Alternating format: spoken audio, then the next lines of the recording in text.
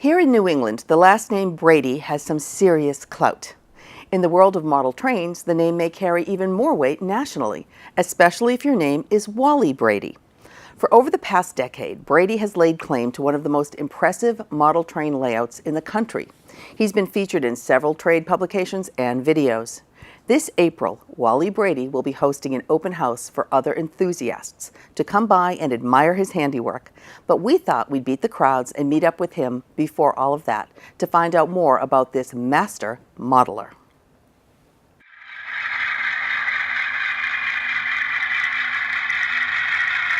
When I came back from the service in 1966 is when I first got married, and I started my first layout probably in 1968 in Somerville. Progressively, I had 2 layouts in the house in Somerville. We moved down here in 2003, and I started to build this layout the following year. It took about 6 years to put this layout together. It's been on display now for about 10 years. The approach with a layout this size is the fact that it's a labor-intense layout. It's something I like to do. I go all out to make it look realistic. The scenes look realistic. I built the structure, the scenery, the buildings, the wiring is all done by myself. It's a hobby, it's a labor of love. It's just one of those things where once you start into it, you just are fascinated by it and you keep going. Basically, the concept was just a freelance layout that I could run trains. It's generically based on Canada because I do Canadian National as a railroad.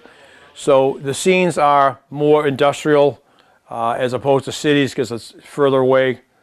Canada doesn't have that many cities close together.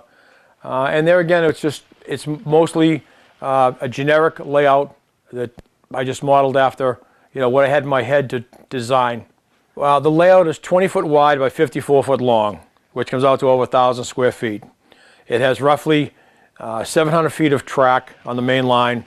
It's approximately 4.5 miles in HO scale train mileage. The trains that are in the display cases are extra trains, and what will happen is after a month or 2 of running the trains that are on the layout, I'll then swap those out, put those back in the cases, take different engines, different locomotives, and different cars out. So they get rotated on a probably every 2 to 3 month basis. This layout is DCC, which is digital command control, which the power is in the track, and all the locomotives have a microchip in them that once you use the throttle, you can call up the locomotive. So each locomotive has an independent brain inside the locomotive. If you notice a few buildings like the Stefanizzi building behind you is named after my 2 granddaughters. The big grain elevator is Solembrino Co-op. That's named after my best friend. So a lot of the model people, when they build layouts, they try to name towns or buildings after their friends or their relatives, something like that, to make it a little more personalized as just being a train set. A lot of my friends call me the madman because once I start a project, I don't stop until I finish it. So if I started a building or a section of layout or scenery, I just keep working at it until I finish that particular part. And then again, you have to step away. Sometimes you just can't complete all the buildings and do it because you get tired of doing the same thing over and over again. So you move on to a different aspect. So sometimes you'll be doing scenery, sometimes you'll be doing buildings, sometimes you're doing painting. The overall experience is exposure to let people know that model trains are still a thing that's out there.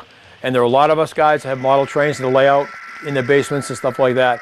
This is more to promote the hobby so that the younger generation will look at it and say, hey, I can get into this hobby too.